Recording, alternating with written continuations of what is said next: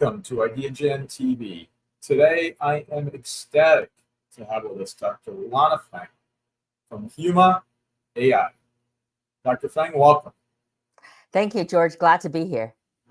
You know, it's such an exciting time for many reasons, but especially with all of the advances in technology, and specifically AI. And so you're the CEO and founder of Huma.AI, and you've already have this incredible experience in biotech and biopharma. And I'd love if you could share for our global audience what initially sparked your interest in biotech and data science, and then how you translated this passion, this collective passion, into co-founding Huma.AI. Thank you, George. That's such a great question. So I want to start from I came from a family of physicians, and my parents always wanted me to kind of follow their career paths and go to med school and become a physician. Of course, being the young self, I wanted to do stuff at scale. So I said, no, I actually wanted to go to grad school and develop new medicine to save many patients, not just treating patients one at a time. So that kind of defined my career path. And, went to grad school, got a PhD, and then did my postdoc at UCSD and really went right into the biotech industry. And I spent over 20 years in precision medicine, very much saying, can we give the right patient the right drug at the right time? So at the time when this precision medicine just started, it was quite revolutionary. So I was hired to build a pharma business at a company called Genoptics. Really had great time and grew that business from $0 to $45 million in less than 5 years. And then when Novartis knocked on the door, they ended up buying the entire company for over $500 million. So that's kind of my journey into global pharma. And then the sort of the genesis of Huma.AI really started then, because all of a sudden, we were kind of conducting hundreds of clinical trials, and the problem with data just exponentially increased. Just to give you an example, there's a deluge of healthcare data, right? Healthcare and life sciences. But the problem is that 80% of the healthcare data we work with is unstructured, meaning they're documents, they're even free text columns in a tabular data set. So the status quo is an expert like myself actually manually curating this data.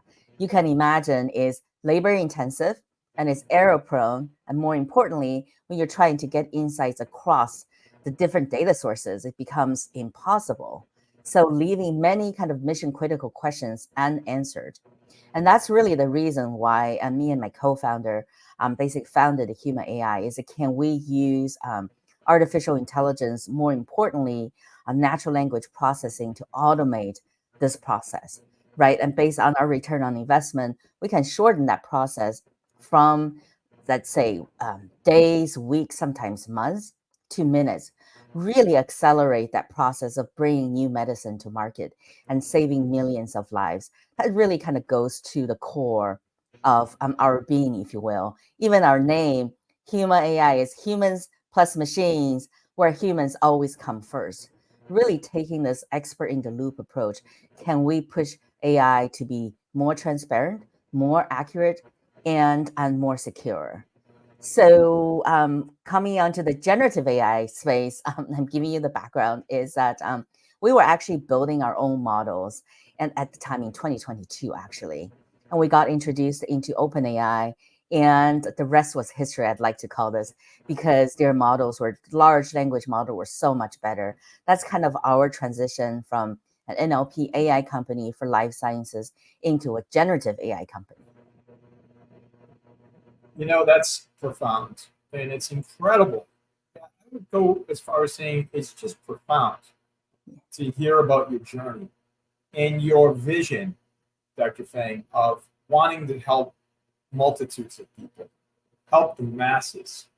And thank you for the commitment by not only you, but by the giants on the shoulders of which you stand on, your family, your parents, who helped you and guided you. And then your leadership now, taking what they presented to you as opportunities in healthcare to take it to the next level. Now with Huma.AI, it's just incredible. And so reflecting on your career, this incredible career, it's just getting started. I know you're just getting started in your career. Before and after the foundation of Huma.AI, could you provide a brief overview of additional vantage points and these key experiences, especially, that helped shape this path? That's a really interesting question. Now I'm thinking back the before and after, right? Let me talk about after maybe, because the experience is actually quite stark. Because before I was at Novartis, that was one of the biggest pharma companies, right?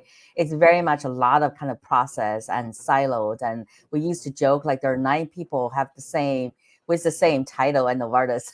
And since founding Huma.AI, being a tech startup, it's quite different, right? If you think about global pharma, it's very much about managing risk. It's risk adverse. So that's why it's so difficult to do innovation at these large companies. But as a head of a tech startup, we're very much this fail fast. We actually embrace failure, right? If we experiment something for 6 months and then fail, that's not acceptable. But if we take an agile approach and quickly iterate and fail within 2 to 3 weeks, that's actually great, because that means like you can kind of iterate and trying to find the right path and get there a lot faster. That's right. And so, as a leader in the tech industry, you are that leader helping to shape the vision and the impact of the industry. What challenges, Dr. Feng, have you faced? I know there probably have been a few. And how have they then influenced your approach to this critical, vital leadership and innovation? Okay, I want to approach this from kind of the vertical we focus on first, and then the Gen AI industry, the space we're in, and also as a kind of a tech startup. I'm going to answer this in kind of 3 folds, if you will. So our mission has always been, accelerate the development of life-saving drugs. So that is our mission. That's also our guiding light. That's our North Star. So if we were in an AI space, AI industry, so we're not any like e-commerce and what have you. So therefore, having that patient-centric approach that requires, for example, the answers we get have to be accurate, right? And it cannot be black box AI. So it has to be transparent. There's a lot of kind of responsible AI, the guardrails that require us to kind of operate with that light. So that's why experts in the loop are so important, that allow us to build a system around large language models, generative AI models, not just Gen AI models alone, to provide that accuracy, that high 90 accuracy, and provide citations for every single generative insights, so that the experts, our end users, can verify. So it's very much we take that trust but verify approach to AI. That's the first thing, right? And second thing is that because of this verticalization, we have to really take the technology and then make sure like we're serving our customers in the right way. So we're a big proponent of responsible AI. We're a big proponent for guardrails. So, and lastly is in terms of operating a startup in this realm, like things are moving so quickly, right? Every week there are new things coming out. So it's really kind of difficult to keep up, if you will.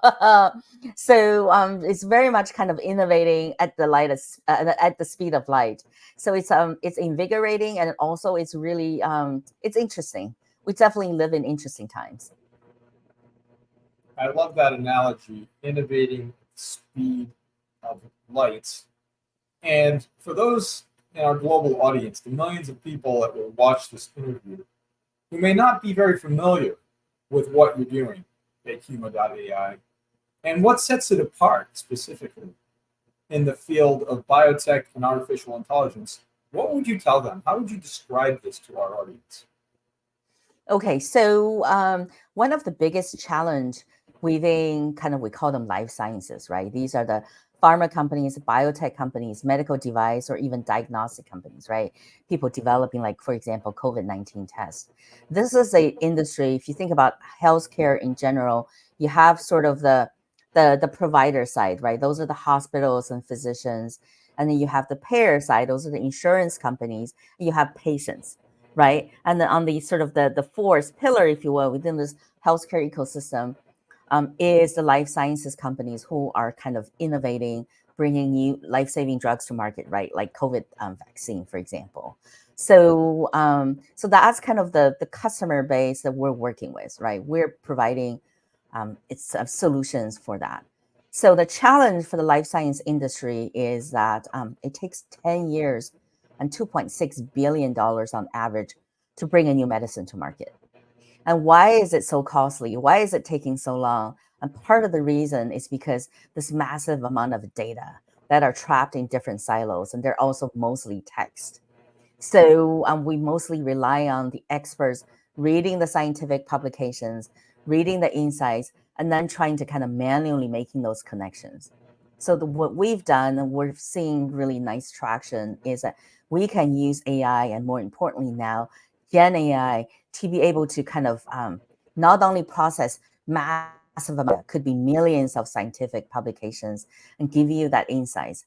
Now you can actually create those kind of what is trending, what is in the future, that higher level intelligence out of hundreds or thousands of relevant publications. That's really the difference. That means like you can get that answer very quickly. We really kind of free experts up from the mundane tasks to kind of focus on their jobs.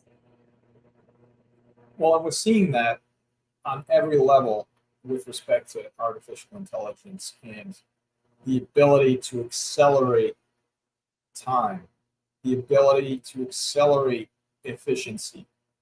Every day, it seems like I'm reading an article or seeing something on television that says we're accelerating research, we're accelerating potential treatments, we're accelerating all of the above, and that's just in healthcare.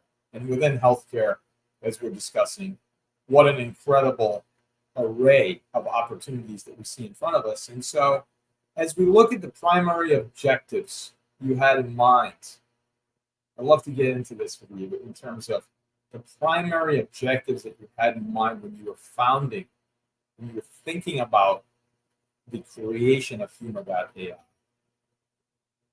What and how have these now evolved? What, based on your original premise of the direction you wanted to go in? Our original premise has always been, can we accelerate development of life-saving medicines?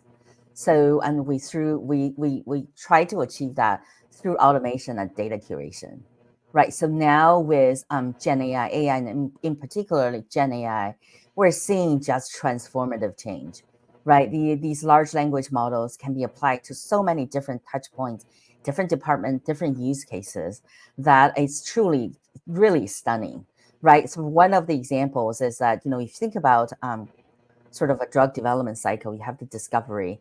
That's where AI is heavily used, to use machine to kind of sift through all these potential candidates, come up with a drug so that we can go through animal studies, go to clinical trials, and getting approval.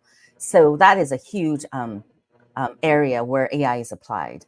And another area AI can be applied in clinical trials. So according to McKinsey, if Gen AI is applied in just the feasibility part of clinical trial, just that one little piece could accelerate the drug development approval process by 2 to 3 years. Can you imagine that? Oh, It's really astounding. Yeah. I mean, if you just put that into context, accelerate that by the approval process by 2 to 3 years, that just changes the game. And there's real lives at stake here. So the sooner that happens, potentially, the better. And that's where I believe folks like yourself, and I can see the enthusiasm in this conversation, Dr. Feng. It's real and it's palpable and it's profound. So as we're looking at this and we're looking at milestones, achievements, where and how are you measuring those at Huma.AI, and what specifically are you proud of, most proud of perhaps, and what impact have they already had on your field? That is such a good question and such a tough question. I think what we are really proud of is that we actually started this journey very early on, right? If you think about, OpenAI launched ChatGPT a little over a year ago. That was the time we actually deployed a validated generative AI platform to multiple of our farmer clients. Really, kind of, we started this very early on. That's the first thing. And secondly, we really push the capability to this vertical where accuracy and transparency are paramount. If you want to think about generative AI adoption, right? Healthcare and life sciences. So our scientific and this systematic approach, can we put our traditional AI plus generative AI and plus, more importantly, expert in the loop to be able to provide this kind of combined solution, if you will, is at the time was very innovative, right? We were doing this augmented retrieval generation way before everyone was doing that. So we're very proud that we're pushing the kind of the where the field is going. And then in fact, our approach has been validated, has been actually given a huge endorsement by Gartner. We have been named as a generative AI vendor in over 26 of their hype cycle reports, including those for like AI, for emerging technology and life sciences, along with Microsoft and Google and OpenAI, being a small startup as Huma.AI. So that's quite the recognition. Well, that says it all. That says it all, and I want to congratulate you on the trajectory. And again, going back to your vision, your enthusiasm, and your leadership to take this forward. And so as we look at the integration, this critical integration of AI within healthcare, clearly it can be both promising and challenging based on everything that we see, and especially the data sets and all of the areas that we talked about. What are some of the ethical considerations and hurdles that you have either encountered or anticipate to encounter as you navigate your work at Huma.AI? Oh, there are so many potential ethical considerations, right? Not just about misinformation, right? You saw OpenAI released Sora on the sort of text to video conversion. That was just really mind-boggling, right? My first reaction would be like, what's going to happen to the creatives, right? Hollywood and what have you. So there's a real concern of kind of the displacement. Are we going to like take away jobs?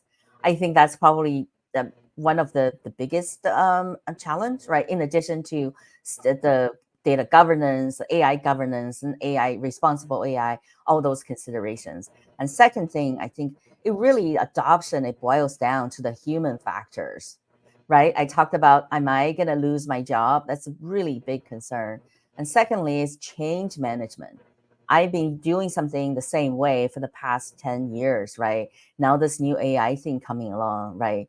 I'm going to do something different. But I think the good news is that, Gen AI, particularly launch of ChatGPT, is really about democratizing intelligence and insight, democratizing data analysis, right? Just typing the question, be able to get those really valuable insights and answers.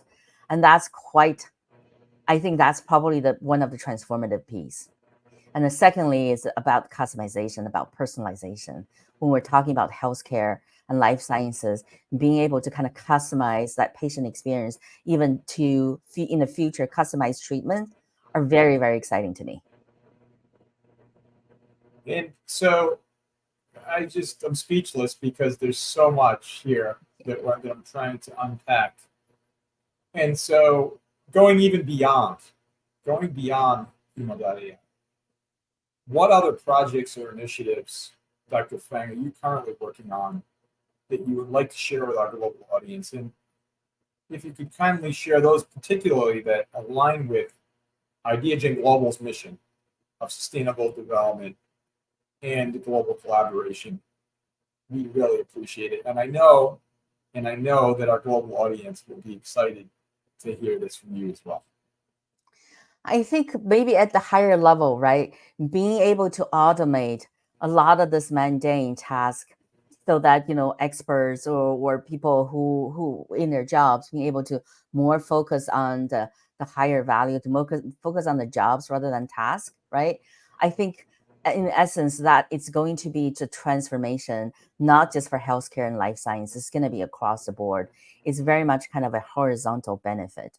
And another thing that really clear and near and dear to my heart is this diversity and equity in healthcare, more importantly for life sciences in clinical trials, right? How do we make sure that our clinical trials actually represent the general population? Can we somehow, use data to be able to uncover, to find those disadvantaged populations so we can include them in our clinical studies so that the drugs we're developing, right, or put to market actually represent the patient population that are in the real world. Absolutely incredible. And so, Dr. Lana Feng, CEO and founder of Huma.AI, you've left us speechless with your profound innovation, your leadership, and the impact that you're making at Huma.AI. What would be your call to action for our global audience, and how can folks find out more about your just breathtaking work at Huma.ai? You can go to our website, www.huma.ai, to get an idea of what we do. But I think my call to action is really there's a lot of like negative generative AI. There's real concerns as well, right? It can be misused and what have you. I would like to call everyone in this industry to band together. Let's make sure it's put to good use because it's transformative technology. Let's make sure like we can harness this and really benefit the humankind. Dr. Lana Feng, CEO and founder of Huma.ai, thank you for your leadership. Thank you for your impact. And thank you so very much for all you're doing to change the world. Thank you so much, George, for this opportunity to share my thoughts and our experiences. You're so very welcome. It's our honor.